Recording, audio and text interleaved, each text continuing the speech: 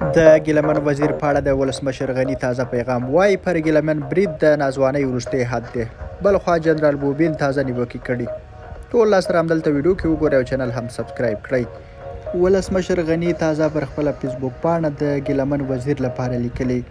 د ګیلمن وزیر لپاره چې په سخت ټپي حالات کې دی، له زرګونو هیوادوالو سره یو ځای له لوی رب العزت جل جلاله نه د سملاسي روغتیا هیله او دعا کوم. د هغه د ملګرو او مینوالو ځوانانو هلې ځلې ستایم چې نه یوازې ځای پر ځای د هغه درملنې لپاره کوي، بلکې نورې لارې هم لټوي.